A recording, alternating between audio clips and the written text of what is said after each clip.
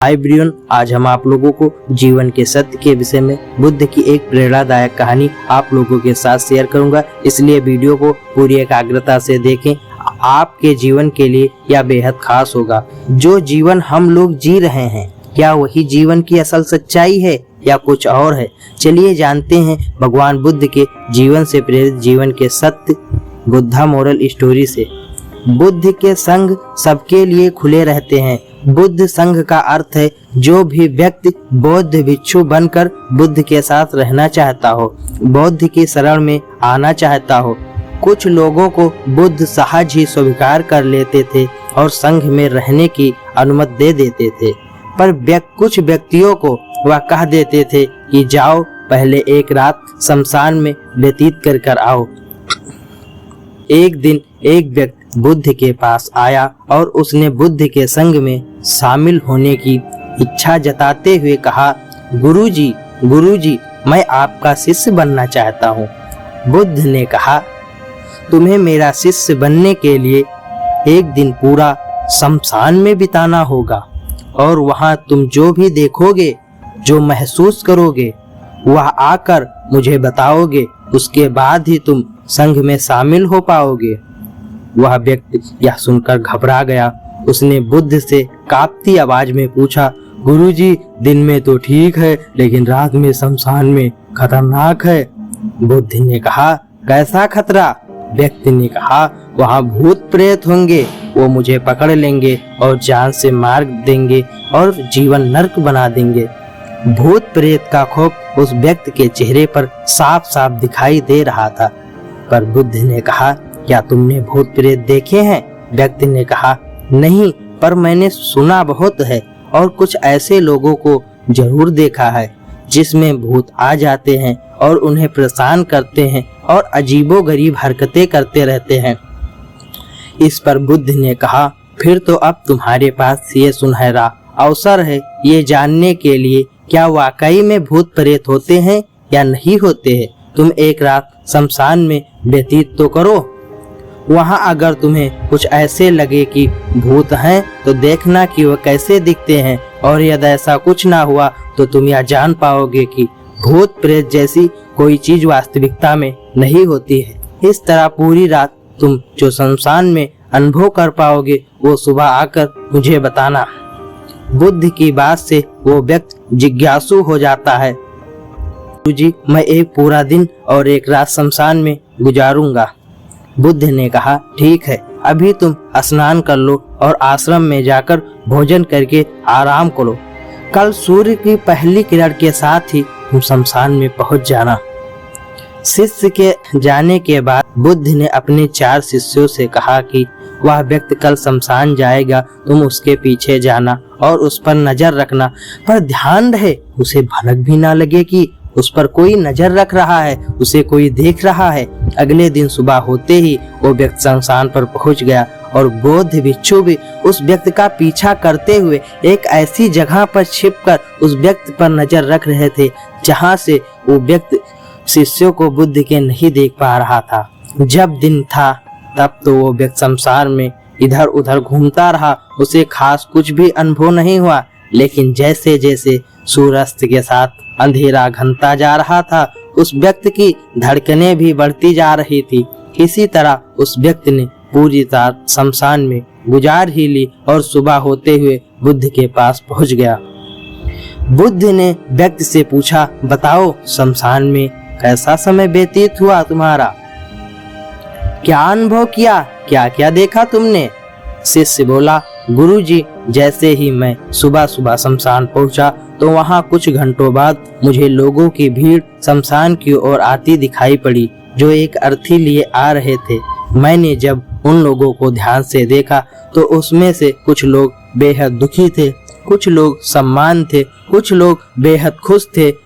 वह लोग उस मृत्यु के बारे में बोल रहे थे, इस व्यक्ति ने बहुत अच्छे कर्म किए हैं, बहुत किस्मत वाला है ये इसके मृत्यु के बाद उस मृत्यु बुजुर्ग के बेटे ने अपने वृद्ध पिता को चिता की अग्नि दी।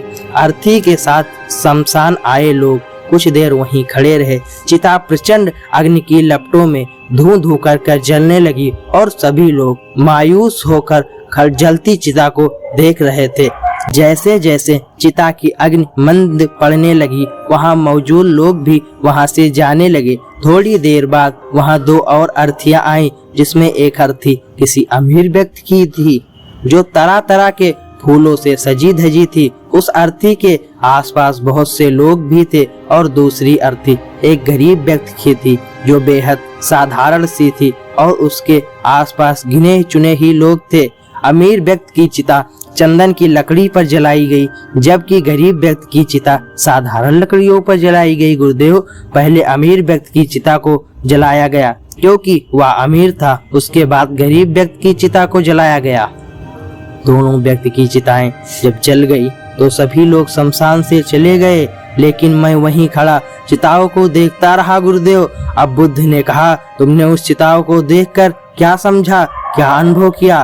तब शिष्य ने कहा, गुरुजी, दोनों चिताओं समान थी। दोनों के ही शरीर उन चिताओं में समान तरीके से ही जले।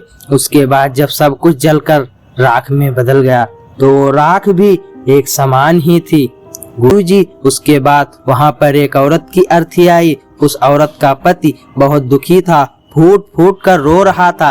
अर्थी के साथ शमशान में आए बाकी सभी लोग बहुत दुखी थे और उसके पति को बार बार समझा रहे थे, सांत्वना दे रहे थे। हे बुद्ध गुरु, मैंने उससे देखा कि बहुत से लोग काफी ज्ञानी थे, वे ज्ञान की बातें कर रहे थे। मैंने ध्यान से उनकी बातों को सुना तो वह बोल रहे थे कि अर्थी की सवारी करते हुए मृत्यु होकर एक दिन तो सबको यहाँ ही आना है। जीवन हमें इंसानियत और परोपकार से जीना चाहिए, अधर्म कर्म से दूर रहना चाहिए, किसी को कभी कष्ट नहीं देना चाहिए। धन के पीछे हमेशा भागकर हम अपने जीवन का सुख चैन गवा बैठते हैं। अंत में जो धन इकट्ठा करते हैं वो सब कुछ यही धरा पर धरा रह जाता है। हम साथ जाते हुए 1 ग्राम कुछ ले भी नहीं जा सकते हैं। गुरुजी, उसके बाद शमशान में कोई और अर्थी नहीं आई। इस पर बुद्ध ने पूछा, तुम सारी रात वहां रहे, क्या कोई भूत प्रेत तुम्हें दिखा? शिष्य बोला, नहीं, वहां मुझे कोई भूत प्रेत नहीं दिखा। हालांकि मन में एक डर तो था, पर सच कहूं तो पूरी रात मैं अपने आप से ही डरता रहा। कभी हवाओं के हिलने वाले पत्तों की आवाज से डरता रहा, कभी अपने आसपास मौजूद जीव जंतु की आवाजों से डरता रहा। सारी रात सहमा सहमा रहा, लेकिन पूरी रात मुझे कोई भूत प्रेत नहीं दिखा। बुद्ध ने उस व्यक्ति से कहा, ठीक है, अब तुम जाओ और आश्रम में आराम करो। कल फिर तुम्हें पूरा एक दिन रात शमशान में बिताना होगा। अब वो व्यक्ति ये सुनकर बोला, आप कैसी बातें कर रहे हैं गुरुजी? आपने ही तो कहा था आज पूरा दिन और पूरी रात शमशान में पड़े रहा। अब वो समय मैंने कैसे काटा यह मैं ही जानता हूँ। अब मैं दोबारा वहाँ नहीं जाऊंगा। बुद्ध ने कहा, देखो, जो खास चीज तुम्हें वहाँ जाकर मिलनी है वो तुम्हें अभी तक नहीं मिली। जब तक वो चीज तुम्हें नहीं मिल जाती है मैं तुम्हें संघ में नहीं शामिल कर सकता। तुम एक दिन और वहाँ रुको, तुम्हें वो चीज अवश्य ही मिल जाएगी। व्यक्ति बोला, ठीक है, मैं कल एक दिन और रात और व्यतीत कर लूंगा शमशान में। अगले दिन सुबह वो व्यक्ति बुद्ध का आशीर्वाद लेकर फिर से शमशान के लिए निकल पड़ा। एक दिन पूरा और रात बिताकर वो व्यक्ति अगली सुबह फिर बुद्ध के पास पहुंचा, लेकिन इस बार उस व्यक्ति के चेहरे पर एक अलग ही तेज था, एक अलग ही खुशी झलक रही थी, मानो उसे सब कुछ मिल गया हो। लेकिन बुद्ध उसके मुंह से सुनने चाहते थे, इसलिए बुद्ध ने एक ही सवाल पूछा, क्या तुम्हें वो चीज मिली? व्यक्ति ने बोला, हाँ गुरुजी, मुझे वो मिल गई। बुद्ध ने पूछा, बताओ तुम्हें क्या मिला? शिष्य ने कहा, गुरुजी, मैंने जीवन का अर्थ समझ लिया है। मैंने वहाँ देखा कि कुछ लोग शाम को मुझे अर्थी पर लेकर आ रहे हैं। मुझे 4 लोगों ने अपने कंधों पर उठा रखा है। मेरे पीछे कुछ 15-20 लोग रोते बिलखते चल रहे हैं। मेरे पिता अर्थी के आगे आगे चल रहे हैं और कुछ लोग राम राम सत्य कर बोलते हुए मेरे ऊपर फूल फेंक रहे हैं। मेरे सभी रिश्तेदार बहुत दुखी हैं। भीड़ में मौजूद कुछ लोग तो सिर्फ दुखी होने का नाटक कर रहे हैं, कुछ लोग मेरे पिता को सांत्वना दे रहे हैं। तभी कुछ देर बाद मेरी अर्थी को जमीन पर रख दिया गया और मेरे शरीर को उठाकर चिता पर लिटा दिया गया। मैं ये सब दृश्य अर्थी पर लेटे हुए देख रहा था। मैंने उस अर्थी से उठना चाहा पर उठ नहीं सका। मैं सांस लेना चाहा पर सांस नहीं ले पा रहा। मैं पूरी तरह से असमर्थ और विकलांगता की तरह रहा, क्योंकि मेरे अंदर श्वास नहीं थी। मैंने अपने पिता को गले लगाना चाहता था, लेकिन मैं उठ नहीं सकता था। मैं भाई को भी गले लगाना चाहता था। और तुम अपने माता पिता का ध्यान रखना। घर व परिवार की जिम्मेदारी अब तुम्हारे ऊपर है। इसे बाखूबी निभाना, इससे मेरी आत्मा को शांति मिलेगी। कुछ समय बाद मेरा मुंह कपड़ों से ढक दिया गया और शरीर के ऊपर कई लकड़ियां रख दी गई। अब मुझे कुछ दिखाई नहीं दे रहा था। फिर उसके बाद मुझे अत्यंत गर्मी महसूस हुई।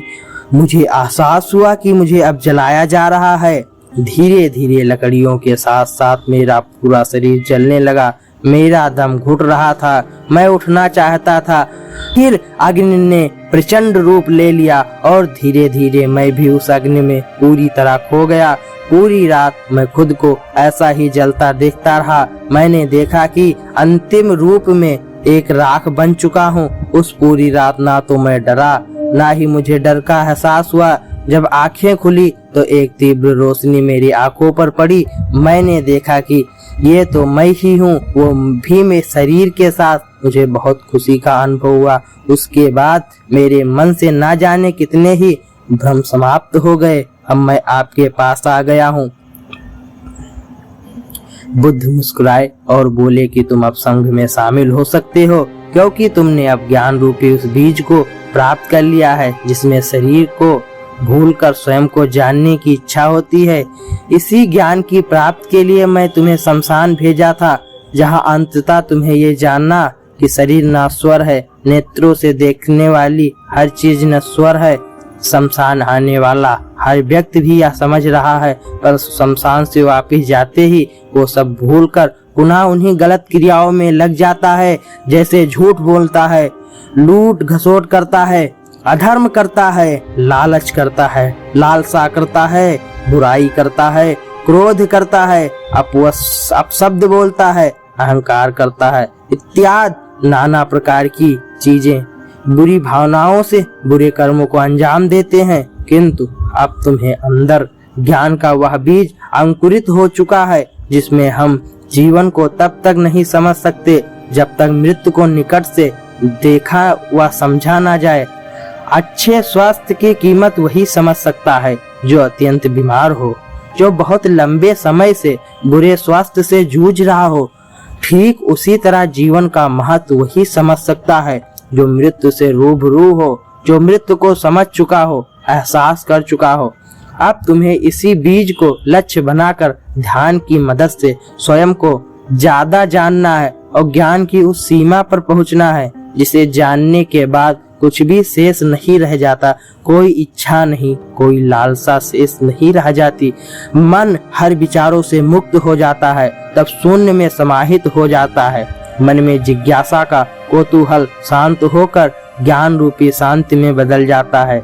यहीं से परम शांति, सुख, सुकून का आनंद एवं अनुभव प्राप्त होना आरंभ होता है। तो दोस्तों, आज आपने इस जीवन की सत्य बुद्ध प्रेरणादायक कहानी से क्या सीखा, कमेंट करके जरूर बताना। हमारी वीडियो कैसी लगी। आप ऐसी और वीडियो देखने के लिए हमारे चैनल को सब्सक्राइब कर बेल आइकन दबाएं। इतनी देर तक प्रेम पूर्वक सुनने के लिए हृदय की गहराइयों से आपका बहुत बहुत धन्यवाद।